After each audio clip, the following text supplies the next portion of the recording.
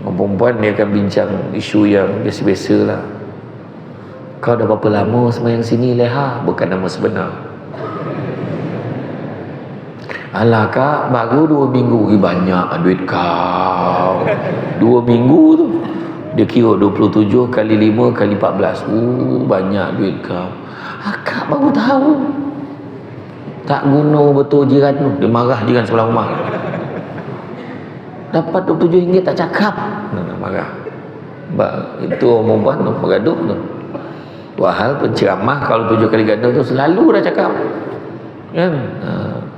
Orang lelaki dia tak bincang isu macam tu lah. Dia bincang isu dasar. Soal dasar dan tata kelola. Macam tu orang lelaki. Dia mulalah bincang. Agak-agak kau lah. Kita makmum dapat 27, imam dapat berapa? Dia bincang. Ni contoh tau, contoh kan. Kau agak-agak lah imam dapat berapa? Ditahan motosikal imam tu. Imam nak balik. Ditahan kat tangga depan tu. Baik imam cakap. Imam dapat berapa? Imam ni berzuhud malih nak cerita. Tak ada apalah, alhamdulillah. Cakap mam. Imam kena telus.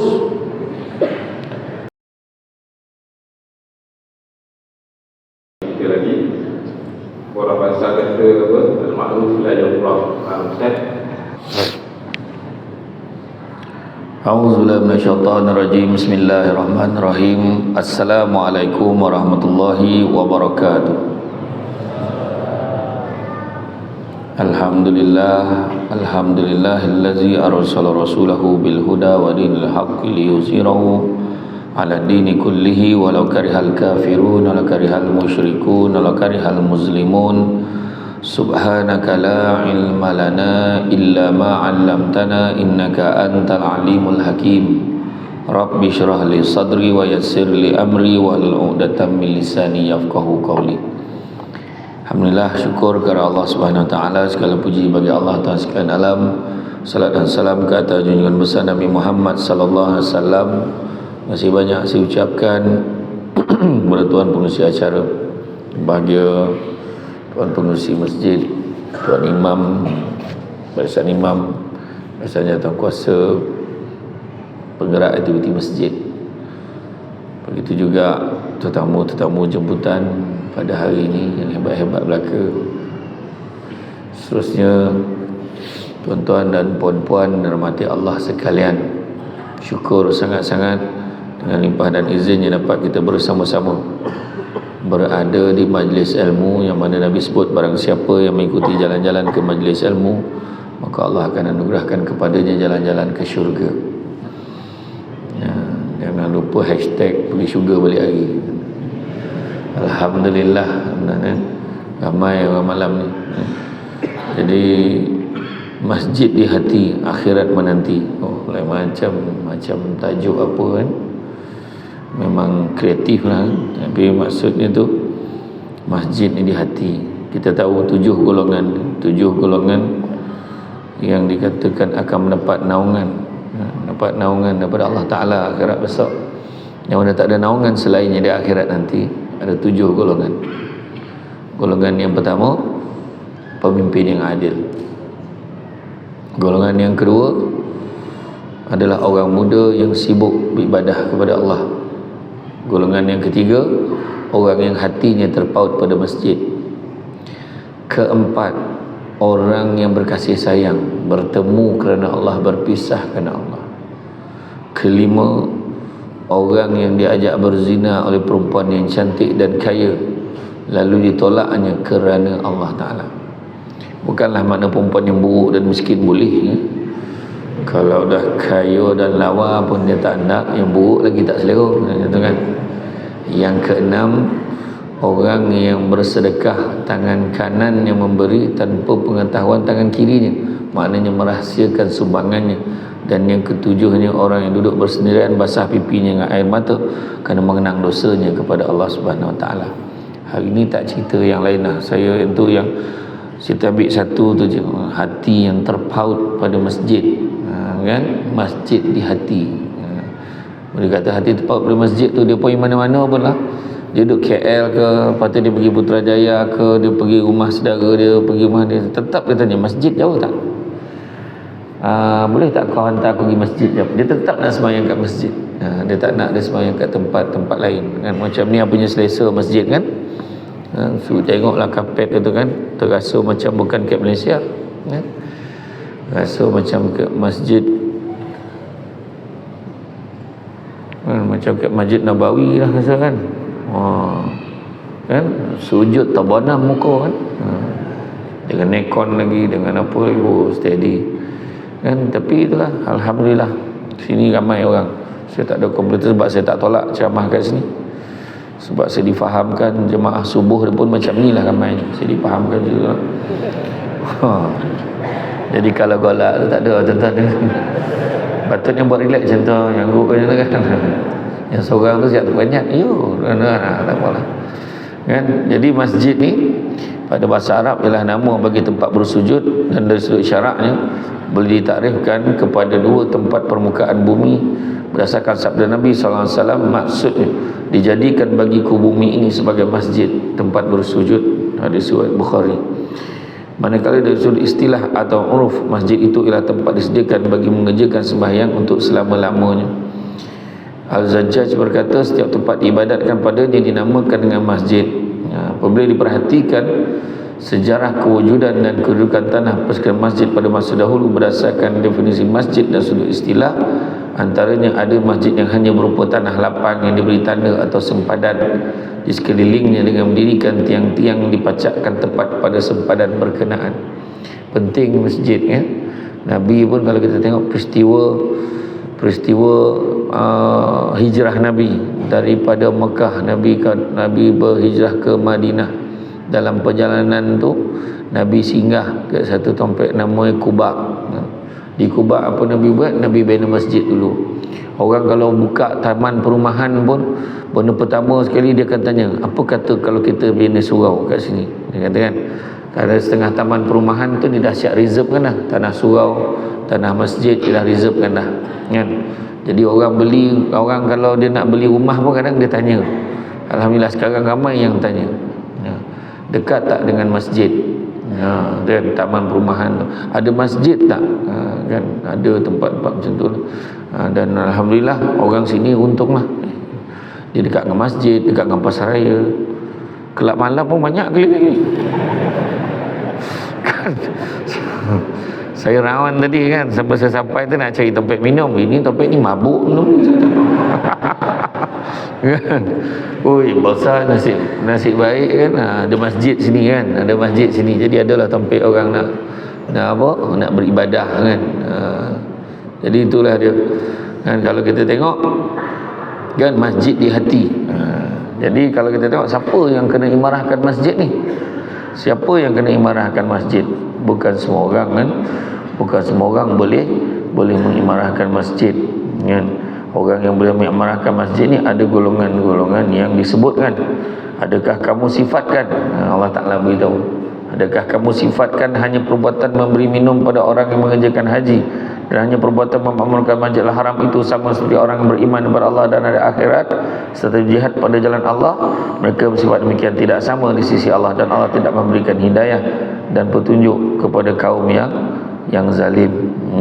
Sebab dulu ada puak-puak Yahudi puak-puak dulu, ketika zaman dulu dia bila orang datang haji, dia bagi makan, dia bagi minum kan, dia bagi minum kat orang tu. Jadi dia rasa dia dah buat kerja besar, dia buat kerja yang mulia kan. Tapi tak, kita je yang boleh. Itu yang baru ni orang tanya pasal boykot. Ustaz, apa pandangan Ustaz pasal boykot? Dia kata, saya kata kalau ada alternatif yang lebih baik, why not? Kenapa tak kita pilih yang lebih baik kan? Macam beli barang, orang ni jual ayam, dia ni pun jual ayam juga, tapi jual ayam ni lebih terjamin mungkin. Dari satu lagi, dia ni bayar zakat mungkin, orang ni pula tak bayar zakat. Contoh, kalau ada pilihan lebih baik, gila. Yang ni dah tentu, contohnya ada dua kedai, satu ni dia memang toke dia tak bayar zakat, yang ni bayar zakat, kita tahu. Yalah, mutabak, orang tu jual mutabak Singapura, sedap betul mutabak tu. Sebelah tu pun mutabak Singapura juga, tapi toke yang tukang teba tu pakai rantai omeh lelaki. Kita pilihlah seorang tu menoreh sikit rupa, faham tak menoreh? Maknanya senonoh lah sikit kan, macam tu. Jadi kalau ada alternatif yang lebih baik kan, kita pilihlah yang lebih baik.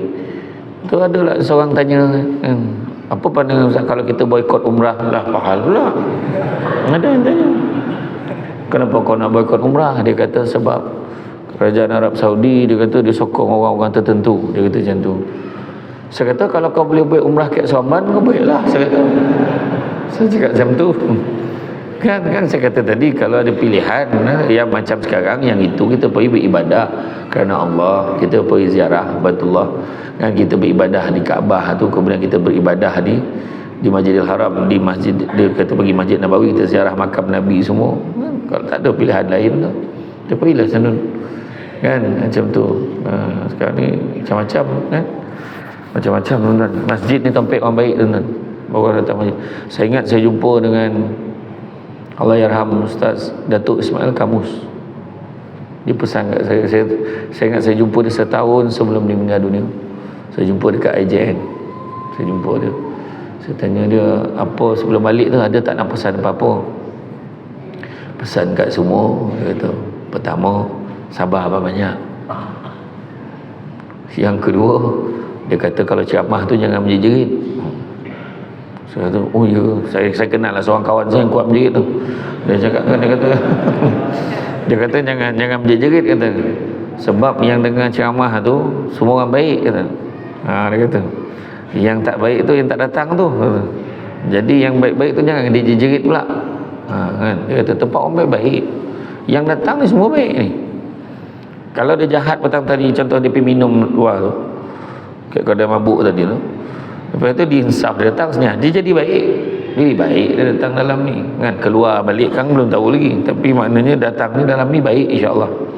Yang tu sebabnya Abu Laith As-Samarkandi kata 7 tanda kita takut kepada Allah. Pertama pada lisannya, kedua pada matanya, ketiga pada hatinya, keempat pada perutnya, kelima pada tangannya, keenam pada langkah kakinya, ketujuh pada ketaatannya kepada Allah dan Rasul. Yang keenam tu langkah kakinya, dia melangkah ke tempat-tempat yang baik. Tu ada orang cakap pergi masjid pun tentu baik, betul ayat tu, tapi ada harapan baik. Mana ada yang melencet-lencet je, joget pun tak ada, semua elok duduk kan, tak ada. Okey, tengok perempuan tu paling tertib, perempuan iya ya, ada orang datang masjid muka elok tapi bila dia mengulas isu tega-tega tu tadi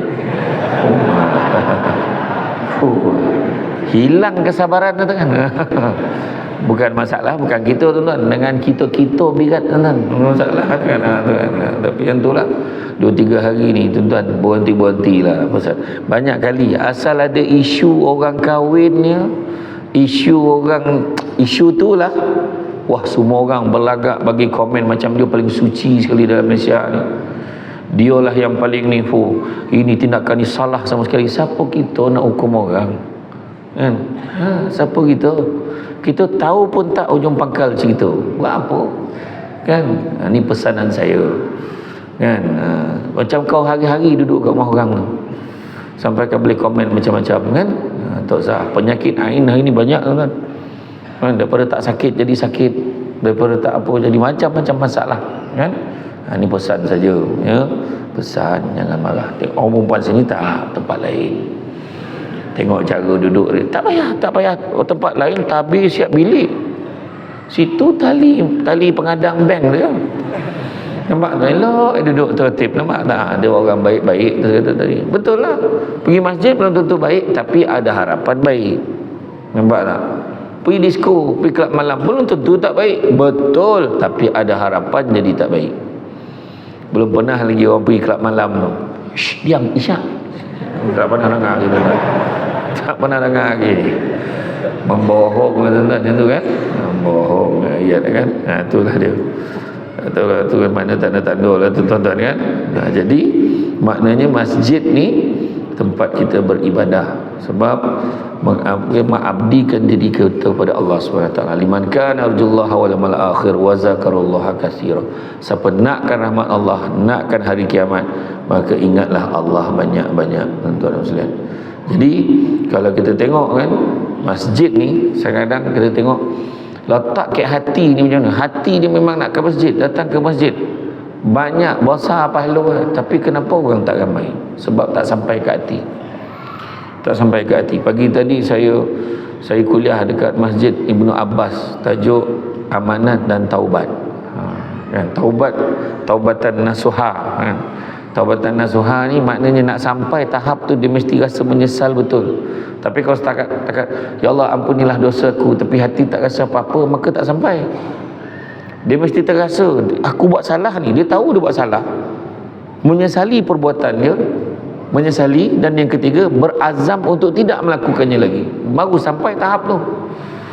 Ni tak ada ni kan, orang ampunilah, minta ampun lah, ya Allah ampunilah dosaku, sekadar minta ampun tapi tak betul-betul memaksudkannya kan. Ada orang dia betul-betul maksudkannya, lepas tu dia buat lagi, minta ampun lagi, buat lagi, minta ampun lagi kan. Kena minta ampun. Kita dalam hidup kita ni nak kerja 3 perkara tuan-tuan dan puan-puan sekalian. Pertama, kerjalah apa disebut sebagai hidayah, supaya dapat beza benda buruk dengan benda baik. Bila tak ada hidayah tuan-tuan dan sekalian, benda buruk rasa baik, benda baik rasa buruk. Pergi masjid rasa buruk. Dia kata, tak naklah aku pergi masjid, kawan cakap apa pula. Dia risau apa orang cakap pasal dia. Dia tak tahu orang perhati pun tidak dia. Dia sibuk nanti cakap apa pula, aku dah tak pernah datang kan. Selama abad ini walaupun duduk dekat-dekat dengan kawasan, dia tak pernah sampai masjid ni. Malam ni dia datang. Kepada yang baru datang saya ucapkan selamat datang. Gitu. Tak, kita meraihkan. Kita kan kadang-kadang orang tu kita sound dia kan, wah kau hal tadi baru datang, mentang-mentang Samsul Debat kau datang dia sound kau tak adalah aku singgah kejap balik dah. Tak jadi dia dengan ceramah malam tu kan. Ataupun kalau orang dah lama tak pernah datang masjid, tiba-tiba datang, maknanya apa? Nak kenduri. Dia kalau tak pernah datang tuan-tuan, tiba-tiba datang nak kenduri tu, siap dia pandai, dia datang seminggu sebelum, bermula sembahyang belakang, esok tu datang lagi. Minggu tu memang minggu istiqamah lah, minggu tu. Esok tu datang dah ke tengah-tengah. Hari ketiga belakang imam. Hari keempat dia rumah tu lah, imam baru teringat ni, cik baru teringat, wah dah berapa hari dia ni, dia datang ingat kan tu, ada kena buat kenduri doa selamat sikit. Ada orang tu baru datang, kau datang ni mesti nak kenduri. Tak adalah, saja datang tak jadi dia bajak.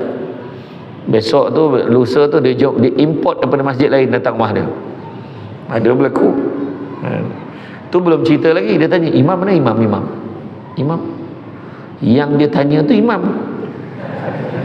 tak kebengkak imam tu. Bahasa orang KL kan, bengkak. Imam mana imam? Ni imam lah ni. Oh minta maaf lah ustaz, tak perasan lah. Apa tak perasan lah? Kau selama ni sembahyang mana? Sembahyang sini lah. Apa kau tak perasan imam lah? Dah imam pandang depan, dah salah imam lah pandang depan. Hidup tu. Kau ingat penyanyi pandang belakang. Kan? Penyanyi kan pandang menonton, lepas ni dah imam kena pusing pula dah. Pahala pula kan? Macam tu lah tuan-tuan. Cara-cara agam tu sebab kalaupun kita tahu dia datang, kita tahu dia mesti nak kenduri. Kita dah dengar-dengar dan dia nak kenduri. Dia datang, dia cakap, aku dengar-dengar kau ada kenduri yang Sabtu ni. Alhamdulillah.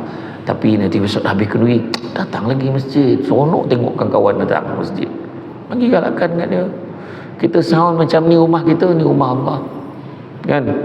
Pertama, kejarlah hidayah. Kalau tak ada hidayah, benda buruk rasa baik, benda baik rasa buruk. Dia dah biasa dah buat jahat, dah biasa mengumpat, cakap benda tak elok pasal orang, dah biasa. Jadi dia rasa benda tu okey, tak ada apa.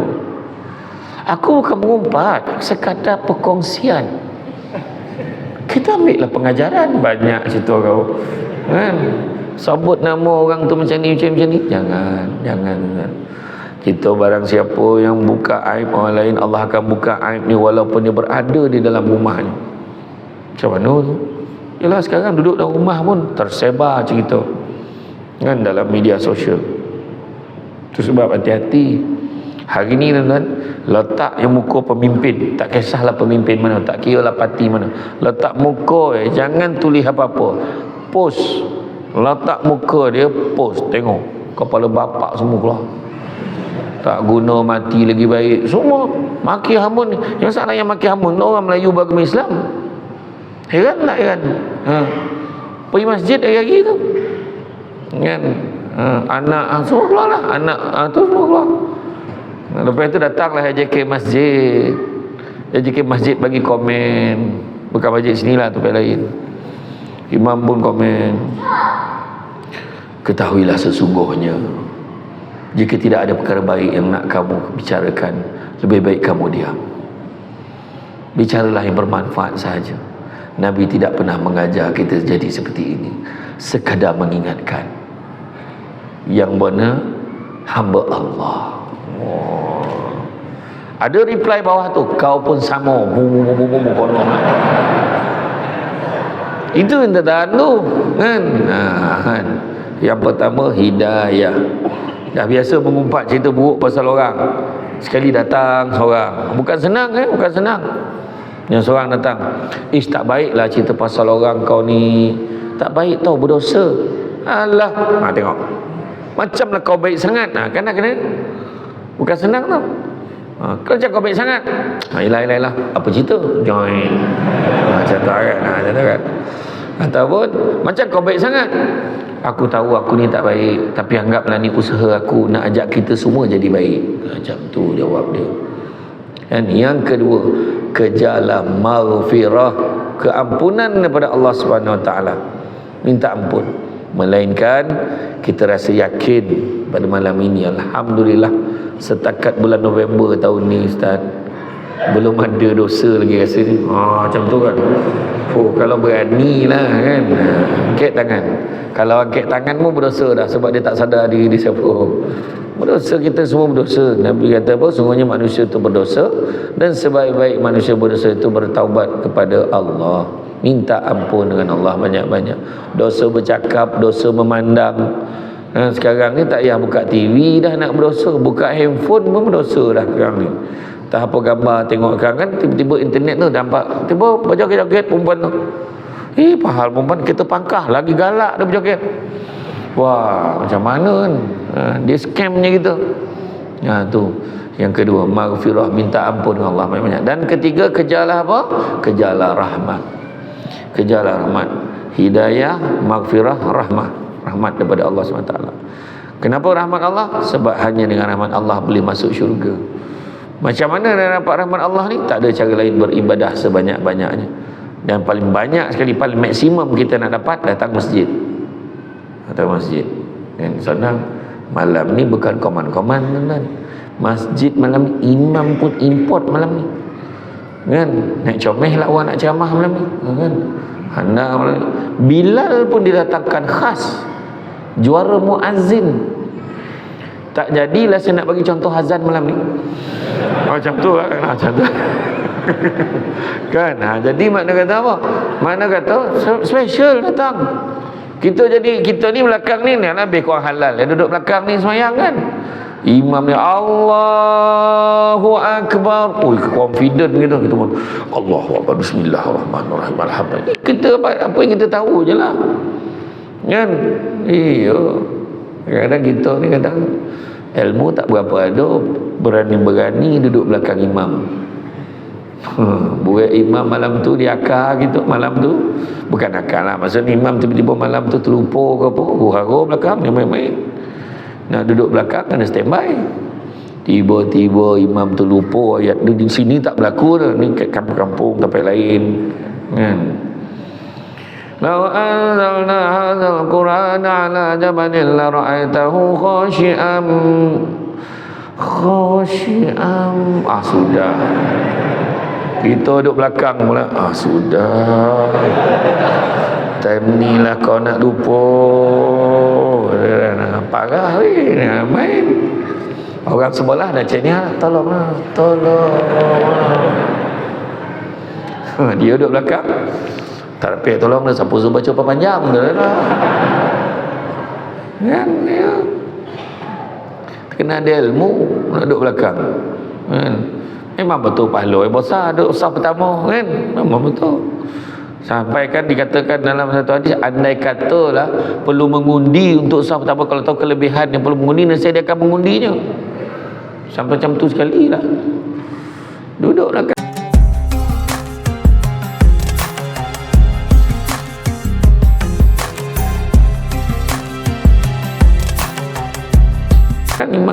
Belah saf pertama duduk ujung-ujung tu, belakang imam. Oh, jangan berani-berani betul. Kan? Tiba-tiba pula imam didatangi angin yang tidak diundang. Kan? Tokantut. Imam nama Farakah. Yang belakang kena buat apa? Ganti ke depan. Ni dia pula pusing. Ui, batal weh, kontut. Apa hal lah macam tu? Kan? Tu orang tak ada ilmu kan? Itulah kono lah belajar. Itu sebab datang belajar. Sebab manusia ni dia kan disebutkan yang Nabi kata akan tiba masanya nanti umat-umat Islam di seluruh dunia akan dikerumuni oleh bangsa-bangsa seluruh dunia seolah-olah ingin menjamah hidangan. Nabi kata, kenapa pula? Adakah umat Islam pada ketika itu tak ramai ya Rasulullah? Ini terjemahan ya. Tak ada macam tu berat. Ada pula cakap ni 9 pula kan. Dia tanya, adakah umat Islam tak ramai pada ketika itu? Bahkan umat Islam itu ramai bilangannya, tapi tak ubah ibarat buih di lautan. Buih di lautan boleh pecah sendiri, kena tiup pecah, tak tiup pun pecah, kena angin pecah. Dan dicabut perasaan takut di kalangan musuh-musuh Islam. Itu sebab macam-macam orang cakap pasal Islam. Kita ni tak boleh buat apa macam dengar, aduh geram macam tu lah. Tapi dia makin lama makin galak dah. Kan? Tengoklah media sosial main-main je. Kita ni kita marah habis marah kita pun takat tu lah tuan. Kan? Ui, macam-macam. Kan? Cakap. Kenapa jadi begitu? Nabi kata kerana pada ketika itu umat Islam dilanda penyakit wahan. Penyakit wahan ni apa? Cinta dunia dan takut mati. Cinta dunia, takut mati. Sebabkan tu tak pergi masjid, cinta dunia. Contoh, sayang kat bini, sayang kat laki kerana dunia, pasangan dunia. Dulu elok pergi masjid kan, kahwin baru langsung tak datang masjid. Umur dia 70, bini 35. Tu yang tak datang lah tu. Kan? Iya, bukan orang sini, tempat lain. Kan? Bayangkan. Sayang benar kat suami tu kan. Tak apalah, yang suami tu betul lah ikut suami, betul lah yang lelaki tu. Yang kedua sebab harta benda dunia, sebab duit, sebab kedak harta kan. Kereta sayang dia, kat motor besar tu dikilat motor, pergi ride tak datang masjid. Tapi geng-geng ride kat Malaysia okey, kebanyakannya round pergi masjid baguslah kan. Dia sayang kat kereta, dia sayang kat rumah, dia sayang kat semua, langsung tak pergi masjid. Ada. Dan ketiga sebab kedudukan, pangkat kan. Jadi tak naklah macam tu. Dan begitu juga takut mati. Dah sayang kat dunia, takut mati. Janganlah aku mati cepat sangat, tak sempat lagi, tak puas lagi menikmati kasih sayang bersama isteriku ini. Melastik ke hatimu kan. Belum puas lagi, duit aku banyak lagi, tak belanja lagi ni. Janganlah mati cepat sangat. Tengok dia menjadi panjang cerita-cerita kan. Dan begitu juga kedudukan. Nantilah dulu baru sehari. Kadang heran kan, bagilah yang muda-muda pula memimpin kan. Kadang-kadang heran tengok, batuk lagi banyak dia bercakap, nak jadi pemimpin lagi tu. Ni bukan cerita kat Malaysia, ni tempat lain ya. Ya, itu kan cerita politik. Tapi makna kadang bagi orang-orang muda, tapi kadang sebab dunia boleh lagi ni, nak lagi sampai satu tahap kita dimalukan, diaibkan dan sebagainya kan? Kerana dunia sangat. Jadi macam mana caranya? Puncanya berlaku penyakit wahan ni salah satunya adalah kerana yang pertamanya hawa nafsu, dan yang keduanya tidak yakin. Hawa nafsu ni kenalah macam mana nak selesaikan? Kenalah berjihad memerangi hawa nafsu. Contoh tengah siap-siap pergi masjid. Di mana bang? Masjid. Abang janji kan malam ni nak makan sama. Abang. Yalah besok lagi masjid. Tak jadi pergi masjid. Dek bini ajak makan sama tu tadi. Kan makan sama kat kedai tom yum. Ikan siakap 4 rasa. Perempuan pernah makan takkan siakap 4 rasa? Pernah makan tak? Biasa berapa? Dia biasa 3 je. Masin manis. Rasa keempat waktu lelaki bayar nanti baru tahu lain macam rasa ni. Macam tu. Jadi rasa keempat tu rasa lain macam. Waktu bayar baru tahu. Kan. Jadi bila masuk dalam kereta nak menambahkan lain macam tu, isteri tanya, berapa bang? Berapa? Sibuk nak tanya. Adalah, cakap lah berapa? Dia marah. RM158. Murah. Tu lain-lain macam-macam. Tu yang lain macam rasa. Tu. Jadi isteri ajak makan. Kan? Kalah dia. Anak cakap, ya pergi mana? Ya pergi masjid. Allah, ya ni kata nak pergi pasar malam sesama. Dah marah. Pasar malamnya hal. Yalah, besok je lagi masjid. Pasar malamnya pasal. Jadi macam mana nak mengatasinya tu? Jihad. Kena jihad.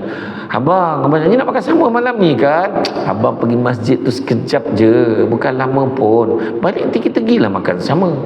Abang kan tengok malam ni siapa jadi imam. Kalau imam yang steady tu, abang biar dia jadi imam. Sekejap je. Kalau nampak imam sabar tu sekarang, abang tahan dia.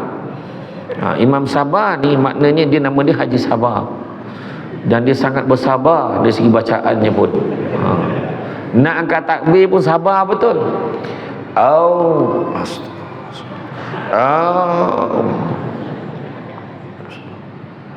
Bismillahirrahmanirrahim. A'udzubirabbin nas, malikin nas. Start ke takbir gini. Orang belakang macam ni nak nunggu. Allahu akbar. Tu memang tanda sabar tu. Orang perempuan kalau musim-musim tarawih lah, kalau dia dengar imam, kalau imam tadi steady kan, Allahu akbar, orang perempuan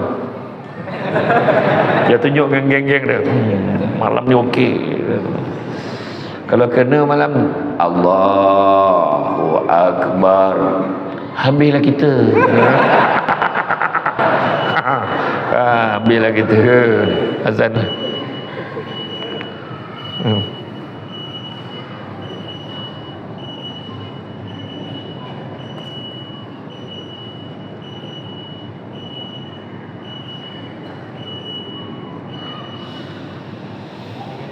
Ha? 3 minit lagi. Oh, okey, sambung. Okey. Tu lah, memang kena azab sebab tu hak orang kat luar yang tak datang, dia nak tahu. Kan tu saya takut bagi contoh azan tu awal. Kan Allahu akbar, masuk isyak dah. Contoh kan. Ya. Jadi mana kena jihad, kuatkan semangat. Kejap je abang pergi masjid, balik nanti kita pergilah makan sesama. Yelah. Kalau ayah kata nak pergi pasar malam, kau jangan risau, pasar malam akan tutup selagi ayah kau tak sampai. Kau tunggu ayah kau pergi semayang kejap, boleh pun kan. Tu sebab Nabi kata syaitan dan iblis tidak mungkin berputus asa untuk menyesatkan kamu dalam perkara-perkara besar, tapi tidak pernah berputus asa untuk menyesatkan kamu dalam perkara kecil. Dengar Allahu akbar, Allahu akbar, alamak dah maghrib lah, kita kelam kabut.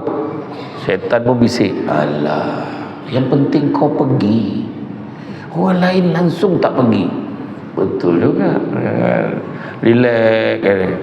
Dah siap-siap start motor, Bismillahirrahmanirrahim. Alamak, dah start semayang. Aduh lambat. Relax, engkau pergi kan. Masuk rakaat ketiga pun tak apa, maghrib. Walaupun masbuk orang nampak engkau semayang. Betul juga. Sampai dekat masjid, Assalamualaikum warahmatullahi. Alah, dah habis semayang. Tak apa, kau masuk kau salam je. Dia bukan tahu pun kau tak semayang. Dia nampak ayat. Contohlah. Setan ni kerja tu. Tu sebab kena jihad. Yang kedua, tak yakin. Tak yakin ni macam mana? Tak yakin ni dia tak percaya. Contoh, semayang berjemaah. Kita bukan tak tahu. Boleh kata semua orang tahu. Kan? Sembahyang berjemaah berapa kali ganda pahalanya berbanding orang yang semayang seorang-seorang? Berapa kali ganda? 27. Tengok, semua orang jawab sama, 27. Azan. Okay.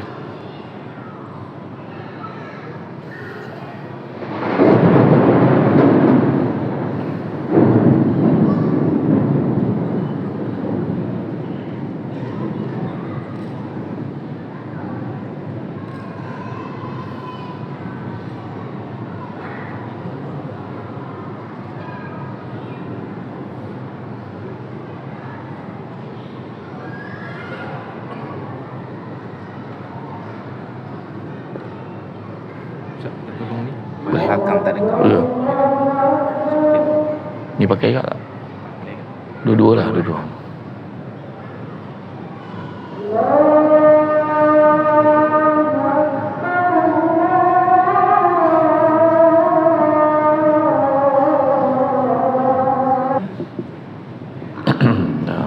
Sambung ya. Jadi boleh kata semua orang tahu kan, kalau kita sebut tentang solat berjemaah semua tahu 27 kali ganda daripada sembahyang seorang. Berapa banyak wallahu alam, tapi kita tahu lebih banyak kan. Tak ada siapa pun tadi boleh tanya berapa kali ganda daripada sembahyang seorang pahala. Lebih kurang lah 25 ke atas macam tu lah. Tak ada bawah 30 atas 20, tak ada jawab macam tu. Semua jawab 27 kali ganda. Tahu. Tapi kenapa di setengah tempat tu tak ramai orang? Sebab pahala tak nampak. Dan bila tak nampak, keyakinan pun tak ada kan? Tak nampak. Dia tak bukan macam duit. Kita pergi cucuk duit tu dapat kan. Kalau kita kerja dapat gaji banyak ni. Kita yakin dengan duit yang kita nampak tu, yang kita nampak. Jadi nak nampak tu dengan mata hati kita, dengan perasaan hati kita ni, kita yakin Allah bagi. Dan kita minta Allah Ta'ala bagi. Rasa dia ada tiga keadaan. Pertama dia rasa kejujuran yang beribadahnya, menyerahkan diri pada Allah sepenuhnya. Kedua dia rasa ikhlas dalam beribadah. Dan yang ketiga antara rasa takut dan berharap kan. Sambil semayang ni, jangan Allah tak terima ibadah aku ni, macam tu kan. Terimalah ibadah aku, berharap kan? Tapi tak yakin. Bila tak yakin tu, kalau ganti dengan duit lah pahala tu. Ganti dengan duit. Semayang-semayang ya dapat RM27. Bayangkan satu waktu RM27. Macam Assalamualaikum warahmatullahi. Assalamualaikum warahmatullahi. Tengok nombor kad RM27. Alhamdulillah. Agak penuh masjid ni. Sampai ke jalan orang semayang. Tutup pasar raya sebelah kan, semayang sampai ke parking semayang. Mahal. Sebab RM27. Tapi masa tu lain cara fikir. Tak sama orang perempuan dengan orang lelaki. Orang perempuan dia akan bincang isu yang biasa-biasa lah. Kau dah berapa lama semayang sini Leha? Bukan nama sebenar. Alah kak, baru 2 minggu. Banyak duit kau. 2 minggu tu dia kira 27 kali 5 kali 14. Banyak duit kau. Akak baru tahu. Tak guna betul jiran tu. Dia marah jiran sebelah rumah. Dapat RM27 tak cakap. Marah. Itu orang perempuan tu bergaduh tu. Wahal penceramah kalau 7 kali ganda tu selalu dah cakap kan. Orang lelaki dia tak bincang isu macam tu lah. Dia bincang isu dasar, soal dasar dan tata kelola. Macam tu orang lelaki. Dia mulalah bincang. Agak-agak kau lah. Kita makmum dapat 27, imam dapat berapa? Dia bincang. Ni contoh kan tau, contoh kan. Agak-agak lah imam dapat berapa. Ditahan ni motosikal imam tu. Imam nak balik, ditahan kat tangga depan tu. Baik imam cakap. Imam dapat berapa? Imam ni berzuhud, malih nak cerita. Tak ada apalah, alhamdulillah. Cakap mam. Imam kena telus. Dia macam ni lah imam. Ni contoh je tau. Dia tak macam tu. Ni contoh nak bagi faham. Dia kalau lupa-lupa tu tak berapa banyak sangat dapat lah. Tapi kalau khusyuk lebih, bacaan jelas, tajwid semua terjaga, khusyuknya okey, teruk-teruk pun RM40 tak lagi lah. Contoh. Malam tu bertumbuk nak jadi imam. Apa pasal dia je boleh jadi imam, aku tak boleh jadi imam? Itu kalau duit. Masalah ni yang Allah bagi lagi besar daripada tu. Nampak tak? Jadi tu sebabnya kalau tak yakin nak buat macam mana? Nak yakin ni kena buat apa? Banyak kan belajar, datang ke majlis-majlis ilmu untuk makluman semua. Ni nak beritahu ni, takut ada yang tak tahu, saya kena beritahu. Bukan malam ni je ada ceramah kat sini. Boleh kata setiap malam ada kuliah. Malahan guru-guru takmir yang hadir kemari yang mengajar. Ya Allah, lebih hebat dan mendalam ilmunya. Betul. Saya pun suka datang majlis ilmu tu. Dan bila saya datang, saya kena menyuruh balik tiang. Sebab ada penceramah ni, kalau dia dah camah, dia nampak saya mula layan. Ada pula serbat ni. Kata dia ceramah, kau ceramah je lah, aku nak ambil poin kau. Kan? Dia mulalah dia orang sikit. Betul tak Ustaz? Betul tak Ustaz? Kau ceramah je lah. Tu yang saya kena menyuruh dekat balik tiang tu, nak ambil nota kan. Kita nak mencatat kan. Tu satu lagi, kena catat kan. Tapi bila tak catat, susah nanti. Siapa camah tadi bang? Samsul Debat. Okey dia camah. Okey. Dia cerita apa? Sama je dah, kau tak salin sama lah. Tapi tak apa, zaman Nabi dulu ada seorang sahabat nama dia Abu Hurairah. Abu Hurairah ni memang dia, apa Nabi sebut dia ingat terus. Dia tak payah salin. Jadi siapa yang tak menyalin malam ni bersaudara dengan Abu Hurairah. Macam tu je lah. Ya, senang kita ambil kesimpulannya. Datang majlis-majlis ilmu, baru kita tahu, oh macam tu, oh macam. Biasanya kalau kita dengar penceramah cakap kan, penguliah-penguliah guru ni mengajar kan, dalam hati mesti cakap, betul lah dia cakap. Ya Allah, aku tak nak jadi macam tu. Contoh keluar baik perangai balik, tak apa, masuk lagi majlis ilmu. Mudah-mudahan bila hari-hari dilatih, hari-hari kita ambil, keyakinan tu akan bertambah dan bertambah. Rasulullah SAW juga menekankan kepentingan masjid ini. Malahan Nabi pernah bercita-cita,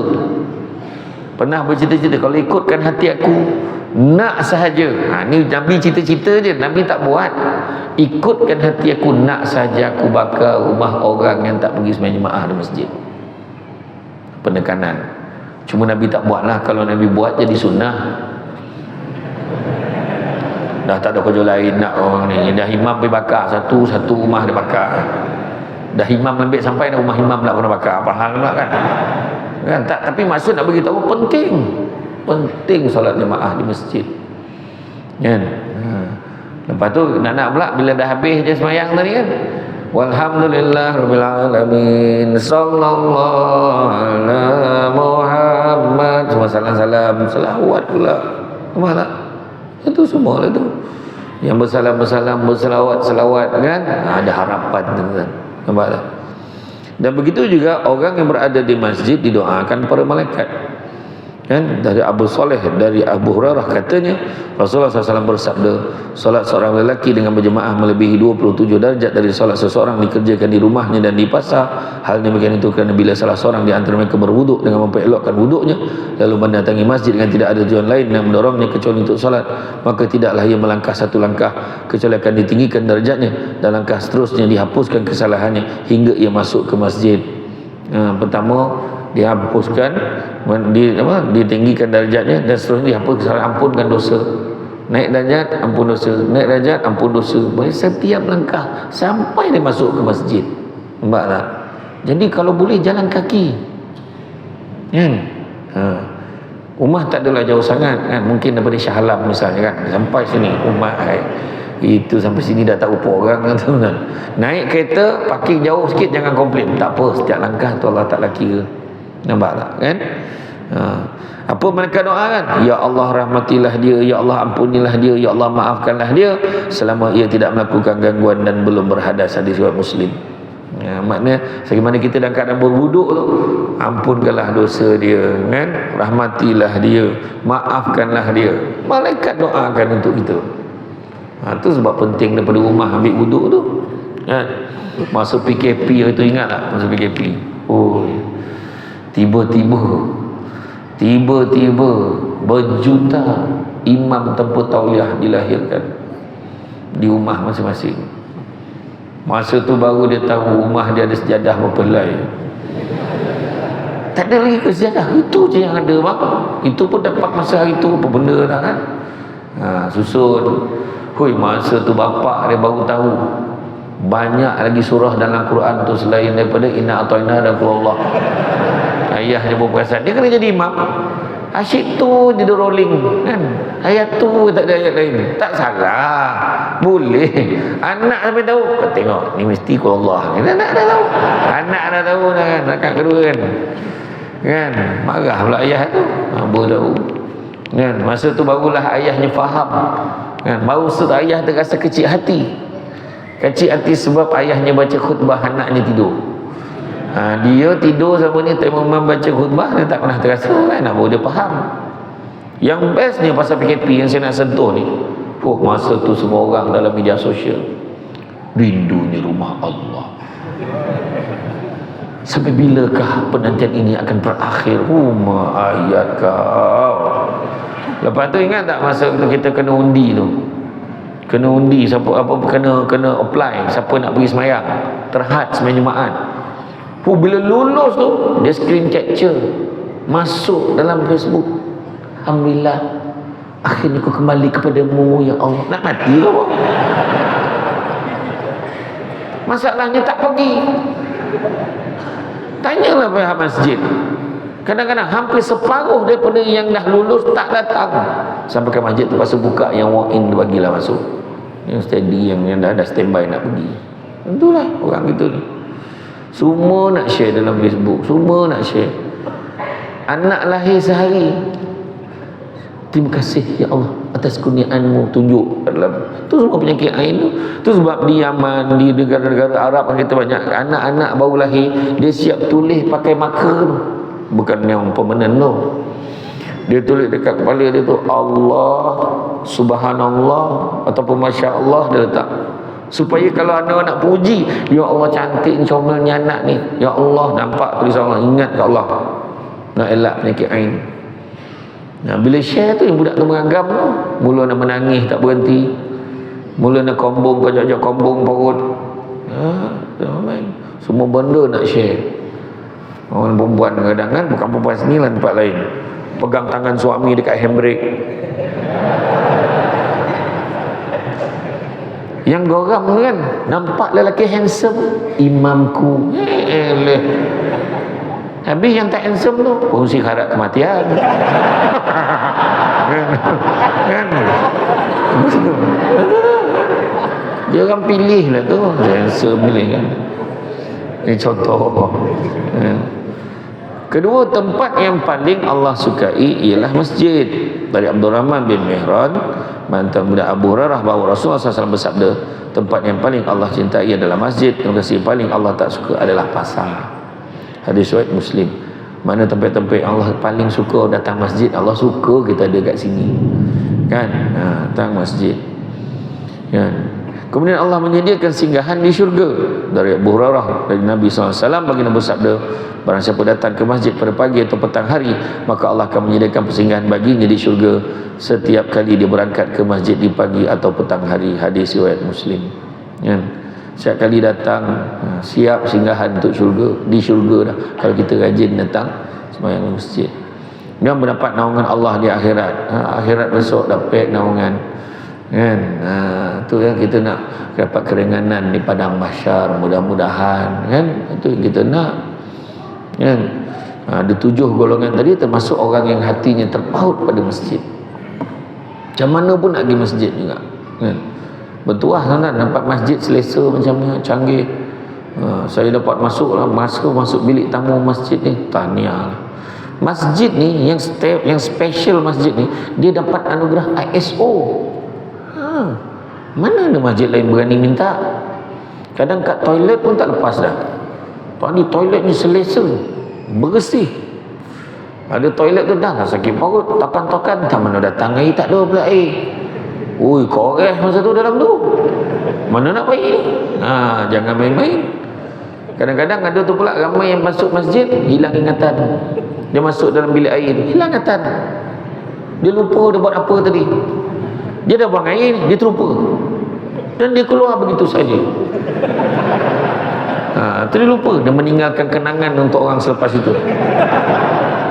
Betul, ini berlaku. Masalahnya benda tu mendatangkan fitnah pada orang Islam macam ni kot perangai ni, tu kita tak nak.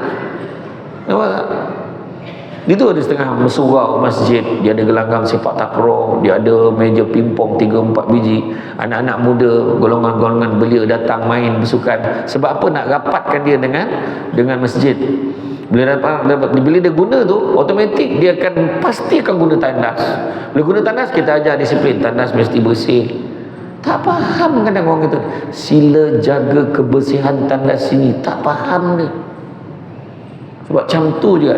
Itu yang Masjid Pasir Besar Kek Gomeh tu dia letak pantun, baru faham. Wih, macam pantun. Dia kata sila jaga kebersihan tandas ni, dia tak heran. Dia nampak pantun, dia baca oleh pantun. Lain macam pantun ni. Ada kucing, ada tikui, dah koncing jiwi.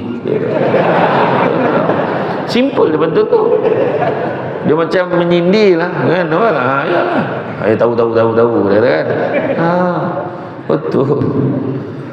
Saya pernah pergi ceramah dekat satu sekolah. Bayangkan najis tu dalam singki, macam melintang. Udah. Masalahnya singki tu tinggi. Macam mana dia boleh sampai situ? Maknanya ada usaha yang dilakukan untuk sampaikan dia di situ. Bayangkan tu. Saya nak masuk buku tu terperanjat tu.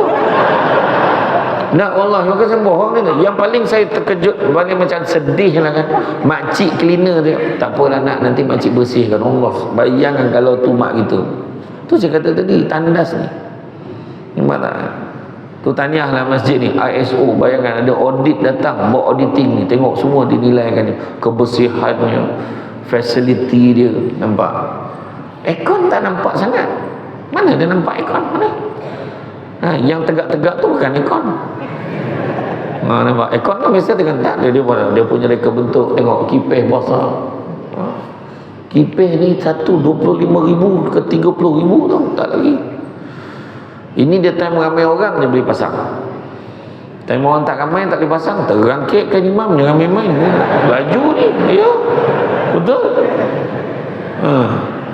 Tu sebab nampak dengan tengok dia punya memang tak terperanjat lah kita bila tahu masjid ni dapat anugerah ISO. Tahniah kepada masjid ni ya.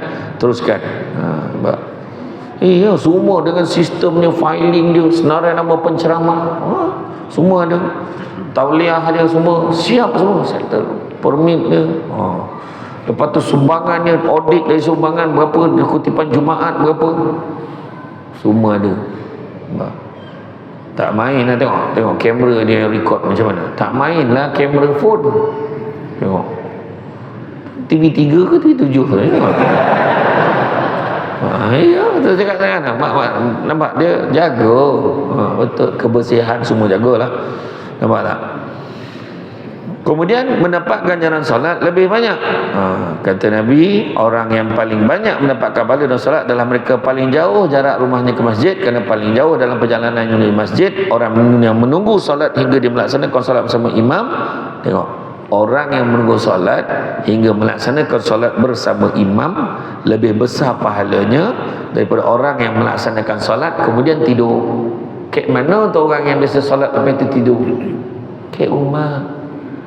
Sebab sejadah sebelah katil. Kan? Assalamualaikum warahmatullahi wabarakatuh. Zap naik katil. Kan? Subuh pagi-pagi pun cabaran. Itu sebab ni nanti kita akan tengok. Bayangkan yang paling borek sekali nak semayang ada 2 waktu. Tu dia ada 2 waktu. Dan ganjaran pergi dan pulang dari masjid. Dari Ubay bin Ka'ab dia kata apa? Setahuku ada seorang lelaki yang tak ada yang lebih jauh rumahnya pada masjid dan dia tidak pernah ketinggalan daripada solat berjemaah di masjid. Ya. Kemudian aku sendiri berkata kepadanya, kata Ubay bin Ka'ab, bagaimana sekiranya kamu membeli keldai untuk kamu naiki ketika gelap atau ketika panas terik? Nak tak kalau belikan keldai? Nak tak? Keldai. Dia kata, aku tidak ingin rumahku berdekatan dengan masjid sebab aku ingin langkahku ke masjid dan langkahku ketika pulang ke rumah semuanya dicatat. Biarlah rumah aku jauh, aku tak nak. Dengan naik keldai jadi cepat sampai. Kan? Jadi seolah-olah tak rasa jauh. Biar dia dekat, dia tak nak.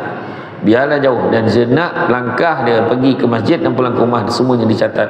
Dan apa respon Rasulullah? Rasulullah SAW bersabda, semuanya Allah telah mencatat untukmu seluruhnya. Hadis riwayat Muslim. Dan berwuduk di rumah, kemudian menuju ke masjid.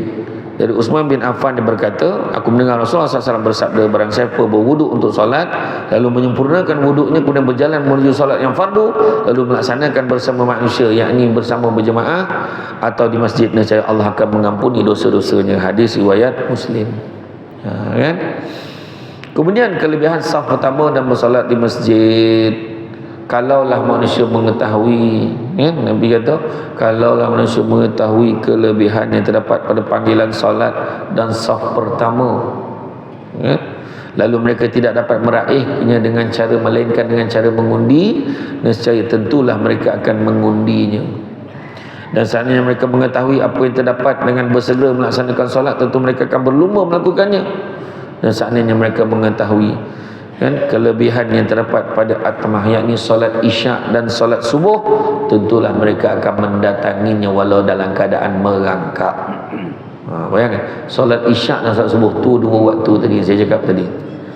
Solat isyak, maghrib ramai, isyak tu. Sebab ramai orang kan ada setengah tempat lepas maghrib balik tu akan jumpa, ada harapan tak jumpa lagi masa isyak. Kan? Tapi kalau orang tu tunggu, ada harapan. Dia dengan kuliah ni insya-Allah ada harapan di isyak sekali. Bayangkan kalau tahu kelebihan tu dia akan pergi walaupun berangkat isyak dengan subuh. Dia sebutkan ni. Rupanya tu yang tak ramai. Subuh ni ujian dia apa? Sejuk sangat. Ujian ni apa ujiannya? Subuh ni mimpi sedap. Aircon. Katil yang empuk. Itu saya pergi umrah tu dapat hotel Double Tree by Hilton. Katil dia bila tidur terbenam dia. Mutawif yang ikut saya tu cakap apa? Banyak dosa tilam. Dah tilam pula dosa. Bukan kau yang tidur dosa. Bayangkan kan. Macam tu lah kelebihan dia. Sebenarnya subuh tu sebenarnya subuh. Kita tengok. Hayya 'alas salat.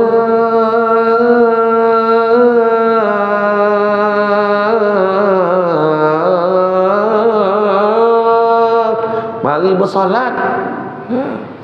Itu orang yang tak belajar Arab pun pandai. Daripada kocik tengok kat TV tu. Allah solat, mari bersolat. Macam tu dia depan TV tu. Tak bergerak dia. Kan? Ya. Itu yang sembahyang subuh tu dia kena lain daripada sembahyang maghrib dan isyak punya azan. Tanya muazzin kita. Subuh Allahu Akbar, Allahu Akbar, tegas. Macam tu. Ada orang tu dah keluar tak jadi pergi masjid.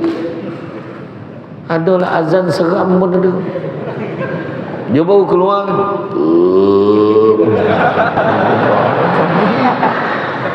Dia pakai suara bass tu masalah tu.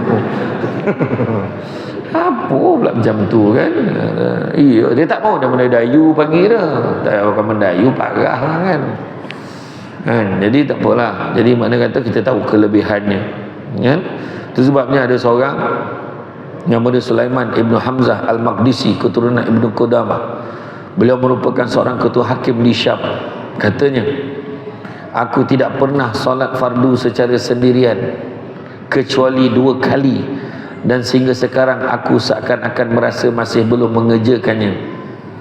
Walhal pada ketika dia bercakap tu, usia dia telah mencecah 90 tahun. Dia kata, dia seorang hakim di Syam. Dia kata dia tak pernah solat sendirian sepanjang hayat dia, melainkan 2 kali je. Itu pun dia terasa seolah-olah dia masih belum melakukannya. Sebenarnya seorang tu macam tak semayang maksudnya. Bayangkan. Kan? Macam tu lah. Kita dapat tak macam tu ke? Dapat lah. Janji semayang gitu kan. Ayat dia. Kan? Jadi itu sebabnya Allah Ta'ala memuji orang yang memelihara solatnya dan menjanjikan mereka ditempatkan di syurga yang tertinggi, iaitu syurga Firdaus. Firman Allah SWT dalam Quran, kan, dan mereka yang tetap memelihara sembahyangnya, mereka itulah orang yang berhak mewarisi, yang akan mewarisi syurga Firdaus, dan mereka kekal di dalamnya. Kita tuan-tuan dalam dunia ni simple je. Dunia ni sementara sifatnya. Sebab dia kata masjid di hati, kan? Akhirat yang menanti ni. Akhirat yang menanti kita ni apa yang benda pertama sekali tanya? Solat. Solat ni kadang bila semayang sendiri, iya tak tidak. Tapi semayang dengan imam yakin kita. Orang pergi Mekah, pergi Madinah, yakin dia lain, betul tak kan? Wih, dah pergi sana. Betul, tanyalah orang yang dah pergi kan. Siapa yang dah pergi dia pada faham maksud saya. Dekat sana sekejap nak semayang. Sekejap nak semayang. Kenapa katanya? Siapa yang pergi sana? Sebab mana dia yang bawa duit banyak? Tak ada. Kalau bawa banyak pun lah, tak sebanyak yang ditinggalkan dekat Malaysia. Sampai kat sana, dapat pula pergi waktu subuh pukul 3 pagi tu kan. Pukul 3 pagi sebelum subuh. Jap semayang. Allahu Akbar. Bismillah. Semayang sunat. Solat sunat, tahajudnya, solat taubatnya, solat apa? Solat hajatnya, solat sunat tasbihnya. Sampai satu tahap tu, dia solat je, tak apalah niat kemudian dah tak tahu solat apa. Solat je. Ya, sampai tahap tu. Sebab masa tu tak ada siapa bawa pangkat. Tak ada siapa bawa kedudukan dunia. Tak ada. Semua fikir akhirat ni. Betul. Itu yang makcik tu sekarang. Tapi yang heran baru ni saya pergi, orang Malaysia tak berapa ramai. Malaysia tak berapa ramai. Okey lah sikit untuk saya, okey lah. Orang Malaysia tak ramai. Kalau tidak jajak gambar kan. Alhamdulillah tak ramai. Tak ramai. Kat KLIA satu grup je gitu. Tahun ni memang kurang. Sebab ramai buatnya yang banyak sangat travel ni, kadang-kadang manipulate, membohong ni banyak kan. Tipu orang, ada yang tawaf kat KLIA sudah petang dah balik, dia sampai ke Bangsa. Kau bukan pergi Makkah kau? Dah, balik hari je dah kau nak tipu. Bayangkan tu. Ada satu lagi kena tipu package. Dia kalau sampai kat KLIA tu tiba sedih mutawif tu, kita kena ingat kita pergi umrah ni niatnya ibadah, kena sabar, bersedia dengan apa juga ujian. Tu tandanya hotel kau bertukar tu. Hati-hati kan. Ada makcik tu sampai ya Allah, banyak dosa makcik, kenapa makcik? Ustaz tu tanya, makcik tak nampak Kaabah. Sabar makcik, ini Madinah ni. Dia round Masjid Nabawi tu cari tak jumpa. Memang tak ada kat sini. Oh, salah tempat salah. Tapi macam-macam. Tapi nak bagi tahu kita rasa lain pergi sana. Itu cerita sebab apa? Sebab perasaan kita seolah-olah kita berada di tempat. Kalau yang pergi haji lagi lah, yang dekat masa pengalaman di Arafah tu, dia rasa macam kat padang mahsyar lah. Macam tu lah bila kita datang masjid, perasaan kita, hati kita tu rasa lain berbanding semain kat rumah. Beza datang masjid. Sebab apa nak kerja? Tak ada yang datang masjid sebab dunia, tak ada. Jarang mana. Kebanyakannya semua datang semua akhirat semua. Iya. Ada dia tulis saf pertama hanya untuk yang golongan T20, tak ada. Golongan pertama untuk mereka berpendapatan 5,000 ke atas, tak ada. Semua boleh. Siapa awal duduk masuklah saf depan.